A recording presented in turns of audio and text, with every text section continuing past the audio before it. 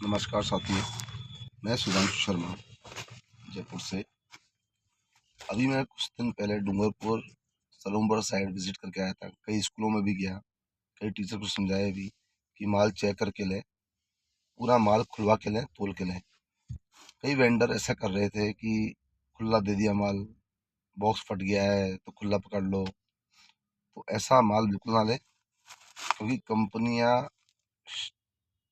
शायद कंपनी के कुछ लोग उसमें मिले हुए हैं। जो रेट पहले 3.5 रुपये 4 रुपये दी जाती थी सप्लाई की, अब वो रेट दी जा रही है 1.5 रुपये 2 रुपये। कहीं ना कहीं कंपनी के कुछ लोगों को पता है कि इसमें कोई वेंडर घपला करते हैं, और वेंडर भी उसको इसलिए काम में ले रहे हैं, उस काम को इसलिए ले रहे थे क्योंकि उनको वो घपला करना था। जैसे सरस दूध का सप्लाई होती है गवर्नमेंट स्कूलों में, अब आंगनबाड़ी केंद्रों में भी शुरू कर दिया है। उनमें खैर माल कम है तो उनमें नहीं कर सकते चोरी है। गवर्नमेंट स्कूलों में बच्चों के लिए एमडीएम के थ्रू मिल्क पाउडर सप्लाई होता था, होता है अभी भी। तो उसमें क्या करते थे वेंडर, कुछ वेंडर एक बॉक्स, जैसे बॉक्स किसी स्कूल में 30 बॉक्स है तो 2 बॉक्स 3 बॉक्स वापस ले लिए एक स्कूल से, और उसको 3 बॉक्स के 1500 रुपये दे दिए, और वो आगे जाके 3000 में बेच दिया। पूरे डिस्ट्रिक्ट से आप सुनिए, यदि 1000 बॉक्स या 500 बॉक्स भी होते हैं, 500 इंटू करो 500, 2.5 लाख रुपए की कमाई एक वेंडर करा था। उसे क्या जरूरत है, 1.5 रुपये में ले लेगा काम वो आराम से। वो 1.5 रुपये में 10 और काम लेगा, कि उसकी 1.5 रुपये से जो लागत है ना डीजल डीजल की, वो निकल जाएगी। 1.5 रुपये में आप लगाओ माल भरना गाड़ी में, फिर माल स्कूलों में खाली करना, एक लेबर लगती है पूरे दिन के लिए 500 रुपये में एक गाड़ी के साथ। एक पिकअप में 400 से 450 बॉक्स आते हैं, उससे ऊपर बॉक्स नहीं आ सकते। 450 मान लो, 450 बॉक्स आप कैलकुलेशन लगाओ, ये 1.5 रुपये दे रहे हैं पर केजी का। एक बॉक्स में 5 केजी आता है, तो 450 इंटू 5 करो, अब आप कैलकुलेशन लगा लो कि 1.5 रुपये में वो सप्लाई कर सकता है क्या।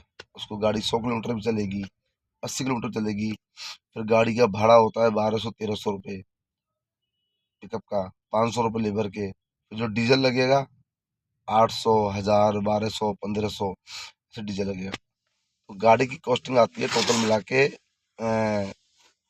2829 रुपये विथ लेबर आती है, और 1.5 रुपये में उसको 450 बॉक्स में, वो आप लगा लो कितना बच रहा होगा।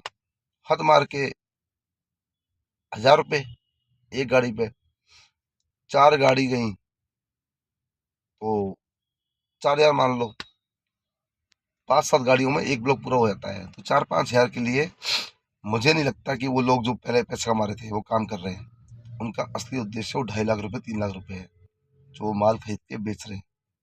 उसके बाद वो 500 रुपये का एग्रीमेंट भी अपनी जेब से करते हैं ऑफिस में जाके। वो एग्रीमेंट सिर्फ और सिर्फ दिखावा है, एक पे भी एफ आई नहीं करी है।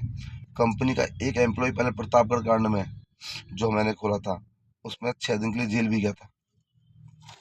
तो वापस खोलूंगा, भ्रष्टाचार रोकूंगा, बच्चों के साथ बिल्कुल भी अन्याय नहीं होने दूंगा। जो अन्नदाय योजना मुख्यमंत्री सामने निकाली है, उसमें कहीं भी घपला नहीं होने दूंगा। अभी स्कूल बंद है, स्कूल खुलते ही वापस से स्कूल स्कूल विजिट करूंगा, सबको समझाऊंगा, टीचर को समझाऊंगा, प्रिंसिपल को बताऊंगा कि आप खुद मॉनिटरिंग करें। जो माल आ रहा है उसको खोल के चेक करें। एक बॉक्स के अंदर 5 पैकेट आते हैं, 5 पैकेट पूरे हैं कि नहीं। कहीं से ये फटा उड़ा हो तो उसको वापस दे दो।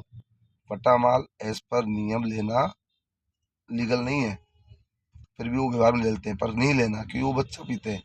उस खोल के पैकेट को कम कर दिया 100 200 ग्राम, तो कौन जिम्मेदार होगा। बच्चों के साथ तो कम हो गया ना माल। और उसमें 100% कहीं ना कहीं कंपनी के लोग मिले हुए हैं। उनकी प्रॉपर्टियां चेक कर लो, उनके बैंक अकाउंट चेक कर लो, उनने इन 3 सालों में कितनी तरक्की करी है। जिनकी औकात नहीं थी कुछ करने की, वो आज कहाँ पहुंच गए। तो यह भी चेक करना चाहिए। पर फिलहाल हमें फील्ड से कचरा साफ करना है। मैं गारंटी दे रहा हूँ ये 4 रुपये से कम का काम नहीं है। जो 1.5 रुपये वेंडर कर रहे हैं वो अपना नुकसान नहीं कर रहे, वो बच्चों को नुकसान कर रहे हैं। वो तो बच्चों से कमा रहे पैसा, कंपनी को पता है। कंपनी बोलती है हम कैसे रोकें। अरे भाई फिर कौन रोकेगा। काम सरकार से आपने लिया है तो बच्चों की जिम्मेदारी आपकी बनती है ना। आप रोको उस काम को। आप चेकिंग करवाओ हर स्कूल जाके, पूरा वेरिफिकेशन कराओ हर स्कूल जाके, वहाँ से लिखवा के लाओ कि भैया हमने माल चेक करा नहीं करा, सील लगा के लाओ उस पर फीडबैक फॉर्म पे। तो यह काम कंपनी का ही है, पर कंपनी लिप्त है इसमें कहीं ना कहीं, ये चेकिंग नहीं करवाई तो चेकिंग करवाओ हर स्कूल का। एक अपना टीएल रखो, टीएल आपका है, वो टीएल क्या करता है, माल कितना गया कितना नहीं आया, 3 फोटो खींच गई। 3 फोटो खींचने के बाद क्या सेटिंग नहीं हो सकती? तो 15 दिन बाद 20 दिन बाद बाइक पे अपने बंदे भेजो, हर स्कूल में जाके फीडबैक फॉर्म साइन करवाएंगे कि भैया हमारा माल पूरा आया है। और उसके बाद भी यदि गड़बड़ निकली तो आपकी खैर नहीं है। सुन लीजिएगा आप, मैंने पूरा तंत्र छोड़ रखा है, कम से कम उदयपुर जोन मैंने स्टार्ट कर दिया है काम करना। मैं खुद भी जा रहा हूँ और मीडिया को भी लगा रखा है, और थानों में भी इंफॉर्मेशन दे रखी है, कलेक्टर साहब को भी दे चुका हूँ इन्फॉर्मेशन कि इसकी भौतिक जांच करी जाए, बच्चों के साथ अन्याय नहीं हो। कंपनियां और वेंडर अपने जेब भरने में लगे हुए हैं, तो ऐसा नहीं होना चाहिए। 6 रुपये 25 पैसे में या 6.5 रुपये में काम दे देती है कंपनी, 1.5 रुपये दे रही है, इतना मार्जिन कौन रखता है? 1 रुपये ट्रांसपोर्ट का मान लो। ऐसा क्यों हो रहा है? क्योंकि जेब भरनी है सबको। आप लोग जागरूक हो, अपने नज़दीकी स्कूलों में सबको समझाओ कि भैया जो भी गेहूं चावल दूध सरकारी योजना के तहत जो भी वितरण हो रहा है, उसकी हर चीज़ की जांच करके तरीके से उस माल को लेवे, माल तोल के लेवे, गेहूं भी तोल के लेवे, चीनी भी तोल के लेवे, और किसी को माल बेचे नहीं। टीचर को साफ साफ बोल दो, यदि माल बेच दिया तो कानूनी कार्रवाई उस टीचर पे होगी, कंपनी पे नहीं होगी। सीबीओ साहब, डीओ साहब, मैं आपको भी आग्रह करता हूँ, सत्यापन जब भी आप वेंडर को दो या कंपनी को दो, तो पूरा चेक करके दे देना कि कहीं भी गड़बड़ी मिली उसके बाद तो जिम्मेदारी आपकी मानी जाएगी। उस टाइम फिर कंपनी जिम्मेदार नहीं होगी।